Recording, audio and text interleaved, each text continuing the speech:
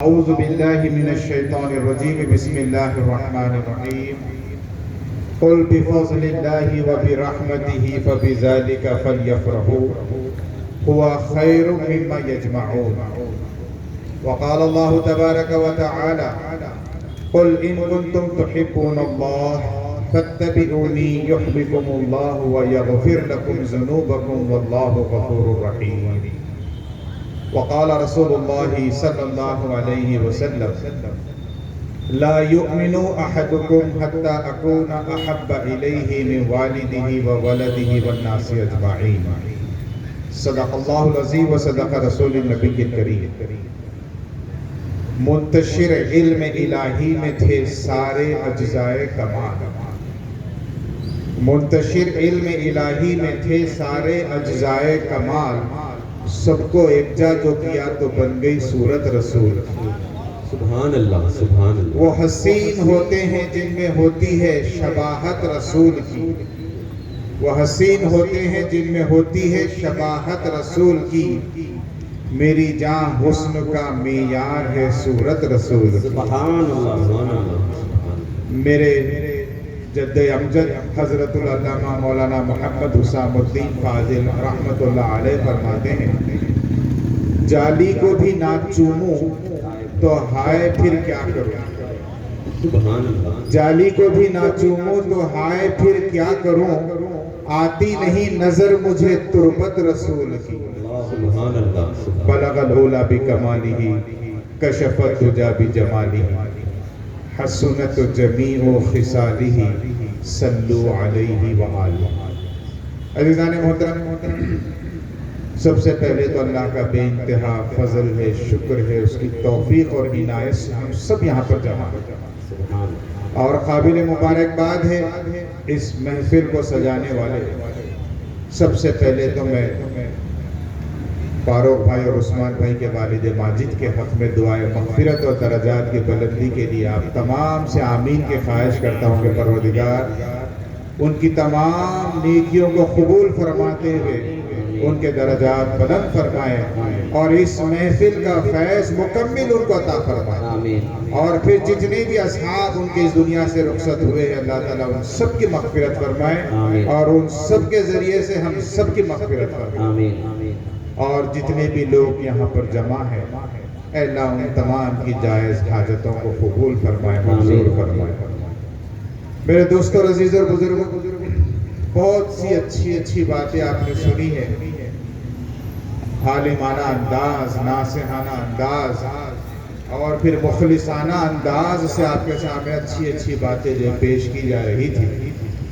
ہمارے فاروق بھائی اور عثمان بھائی اور ان کے بھائیوں پر مجھے رشک بھی آتا ہے کہ انہوں جو محنت سے یہ محفل منعقد کرتے ہیں ہر چیز میں خلوص ظاہر ہوتا ہے، ہر چیز میں محبت جھلکتی ہے۔ اللہ آپس میں ان کو اتحاد سے رکھے، ان کو محبتوں سے رکھے، آمین۔ نہ صرف یہ بلکہ ان کی نسلوں کو بھی اللہ تعالیٰ متحد رکھے، آپس میں ایک دوسرے کا جو خیال رکھنے والا، ایک دوسرے سے محبت کرنے والا بنے۔ آمین۔ ابھی جو میں نے آپ کے سامنے چند اشعار جو پیش کیے ہیں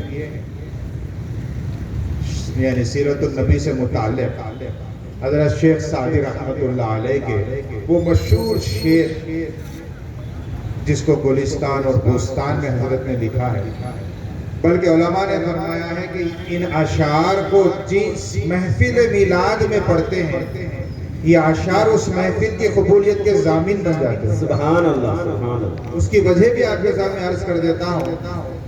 حضرت شیخ سعدی رحمت اللہ علیہ صرف 3 مصرے لکھے تھے، بلغ العلا بکمالہ، یعنی یہ حبیب مکرم صلی اللہ علیہ وسلم آپ اپنے کمالات کے ذریعے سے بلند مقام پر پہنچ گئے، کشف الدجا بجمالہ، اور آپ نے اپنے حسن و جمال سے تمام اندھیریوں کو، تاریکیوں کو ختم کر دیا۔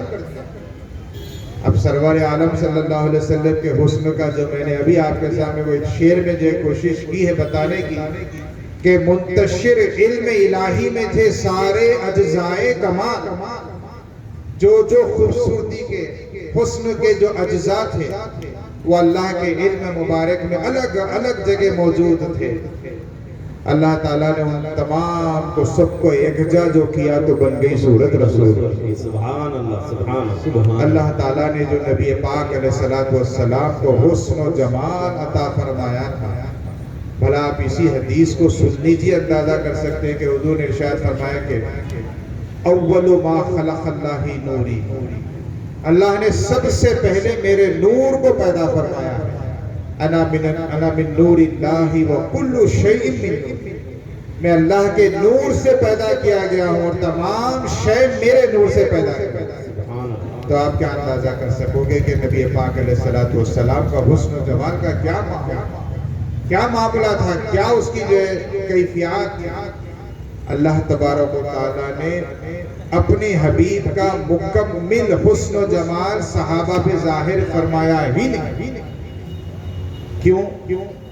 اس وجہ سے کہ صحابہ اگر سرور عالم صلی اللہ علیہ وسلم کی کچھ حسن و جمال کی جھلکیاں دیکھ لیتے تھے تو اپنے آپ کو بھول جاتے. ایک صحابی رسول کے بارے میں آتا ہے کہ 2 دن سے گھر میں ان کے فاقے تھے، باہر نکلتے کوئی کام نہیں ملتا، کوئی جو مزدوری کا کوئی جو موقع نہیں ملتا. اب آج کل تو اللہ کا فضل یہ ہو گیا ہے کہ فاقے کس کو کہتے ہیں نوجوانوں کو معلوم ہی نہیں.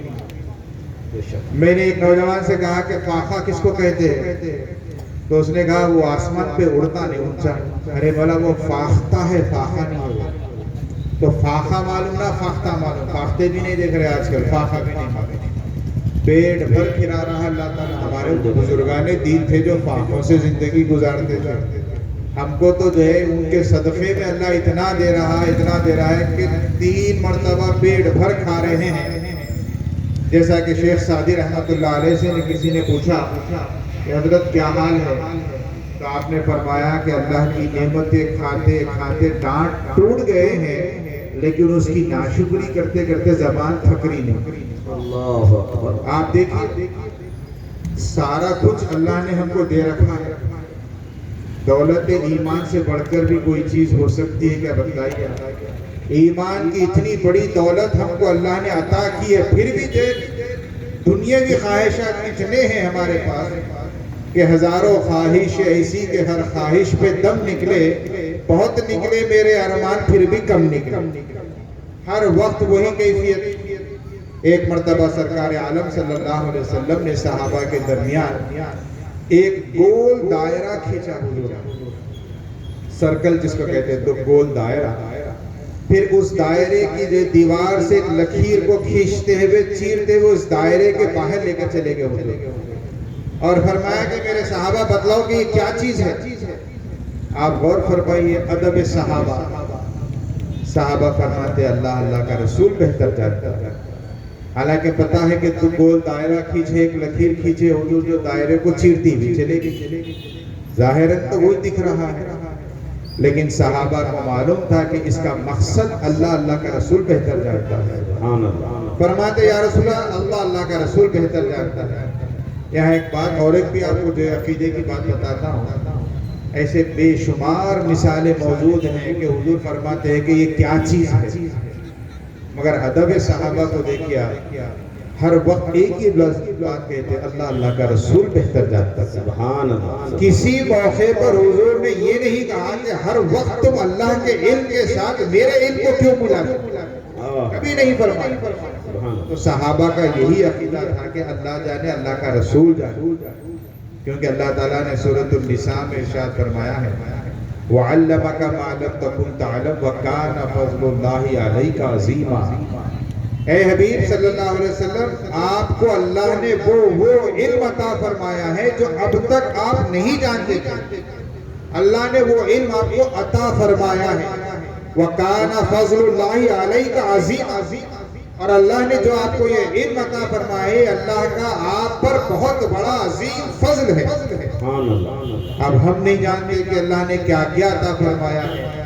عطا کرنے والے کو معلوم، جس کو عطا کیا گیا انہیں معلوم کہ اللہ نے کیا کیا عطا فرمایا. معراج کا موقع لے لیجئے. اللہ نے فرمایا فَأَوْحَى إِلَىٰ عَبْدِهِ مَا أَوْحَى. بس ہم نے وحی کی اپنے بندے محمد صلی اللہ علیہ وسلم پر جو کچھ وحی کرنا تھا. اللہ یہ نہیں فرما رہا کہ میں نے کیا چیزیں عطا کی ہیں. ما اوحا جو عطا کرنا میں نے وہ عطا کیا. پتا نہیں کہ اللہ نے کیا علم عطا فرمایا ہے. بس ہم کو تو بس یہی سمجھ میں آتا ہے کہ اللہ کے بعد اگر کسی کا علم لامحدود ہے تو وہ نبی پاک علیہ الصلوۃ والسلام. سبحان اللہ سبحان اللہ. آج کل لوگوں میں بڑی جرتیں ہو گئی ہیں.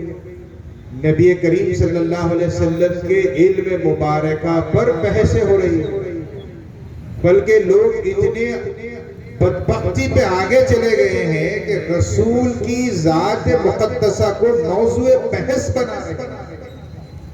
دیکھیں میرے دادا حضرت علامہ مولانا محمد جلال الدین حسامی کامل علیہ رحمہ نے میرے والد ماجد حضرت مولانا محمد نعیم الدین حسامی داماد برکاتہ مطلب جل وعلی سے ایک مرتبہ کہا کہ یاد رکھو میری یہ نصیحت کہ کبھی زندگی میں سرور عالم صلی اللہ علیہ وسلم کی ذات کو موضوع بحث نہیں بنا. مجھے میرے والد نے نصیحت فرمائی کہ دیکھو کبھی موضوع بحث حضور کی ذات کو نہیں.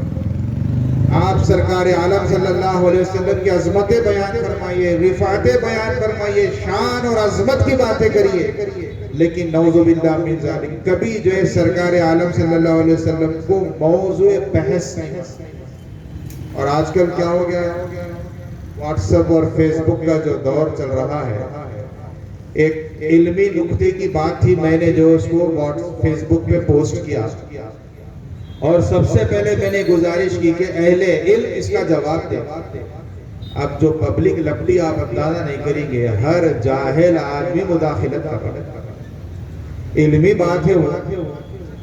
ایک صاحب نے مجھ سے کہا کہ اس کی دلیل دیجیے. میں تقریباً کئی سال سے دلیل دینا چھوڑ دیا. کیوں چھوڑ دیا وہ بھی آپ کو بتاتا ہوں. کوئی عالم دین پوچھا تو مزہ آتا. بے شک میدان میں ایسے کھلاڑیاں اتر رہے جن کو ہتھیار بھی نہیں معلوم استعمال کرنا، نہ چلانا نہ رکھنا معلوم، بغیر ہتھیار کے اتر کے بولے مقابلہ کرو. ایک صاحب سے میں نے کہا کہ ٹھیک ہے آپ دلیل مانگ رہے ہیں، اگر میں آپ کو دلیل دوں تو آپ کریں گے کیا؟ اگر بخاری کا مسلم یا مسلم کا بخاری کہہ دوں میں تو تم کرتے کیا؟ نہ تمہارے گھر میں بخاری ہے نہ تمہارے گھر میں مسلم ہے. جو جا کے دیکھیں خالی پوچھ رہے خوش ہو جا رہے. اب تک کتنے لوگوں سے تم نے دلیل پوچھی ہے، سنی ہے، کیا کبھی جا کر ریفر کریں؟ ارے گھر میں چھوٹا قاعدے کی کتاب نہیں ہے، بڑی بڑی باتیں کر رہے ہیں. یعنی نرسری کے بچے ہیں پی ایچ ڈی کی گفتگو شروع کر رہے ہیں. کہاں لکھا ہے؟ میں نے کہا کتنی کتابیں ہیں پہلے یہ بتاؤ، آتے کتنے پڑھنے اس میں سے؟ تعجب کی بات ہے ایک صاحب کو مجھ سے بحث کیے، 3 سال میرے ساتھ پڑھتے تھے، ہر موقع پہ بحث. ایک دن مجھے بھی آیا غصہ، میں نے کہا کہ بھائی آخر یہ بولو کہ تمہارے پاس کتابیں کتنے ہیں؟ بولے کون سی کتابوں کی بات کر رہے ہیں؟ ارے بولا اٹھے بیٹھے تو بخاری بولتے رہتے نا. بولے میرے کو اردو نہیں آتی تو بخاری لے کے کیا کروں گا؟ میں نے کہا اللہ کے بندے 3 سال سے غیر ضروری پریشان کرا. میں سمجھا بیچارہ کچھ پڑھا لکھا ہے، کتابیں پڑھی دینداری نہ آئی، کتابیں پڑھی دینداری نہ آئی، آ گیا بخاری نہ آئی. کئی لوگوں کو بخاری کا بخار چڑھا ہوا رہتا لیکن کبھی بخاری دیکھتے نہیں، قسمت میں نہیں ہوتے لکھے. اور کوئی پڑھ بھی لے تو بے عشق محمد جو پڑھتا ہے بخاری، جو بے عشق محمد جو پڑھتا ہے بخاری، آتا ہے انہیں بخاری نہیں آتی. آپ دیکھیے کتنے ایسے حدیثیں ہیں بخاری شریف، پڑھو تب تم کو پتا چلے گا کہ عظمت رسول کی کیا کیا. آپ دیکھیے جو لوگ دلیل پوچھ رہے ہیں آج کل، صحابہ کرے کیا، انشاءاللہ وہ موضوع پہ بھی آ جاتا ہوں. تذکرتاً ضمناً آپ کے سامنے عرض کر رہا ہوں، میں نے اخبارات میں بھی بہت سارے بیانات آ رہے ہیں، میں بھیج رہا ہوں. آپ مجھے یہ بتلائیے کہ امام بخاری نے بخاری شریف میں کتاب النکاح میں جو ابو لہب کا جو واقعہ انہوں نے جو لکھا ہے، آخر اس کا مقصد کیا بتانا چاہ رہے ہیں؟ کیا ابو لہب کے کفر کو بتانا چاہ رہے ہیں؟ اس کے لیے تو سورۃ اللہب موجود ہے، تبت یدا ابی لہب وتب، ضرورت نہیں ہے کہ کوئی حدیث پیش کی جائے، سورۃ اللہب موجود ہے پہلے سے۔ جو آپ نے واقعے کو بیان کیا، جو اس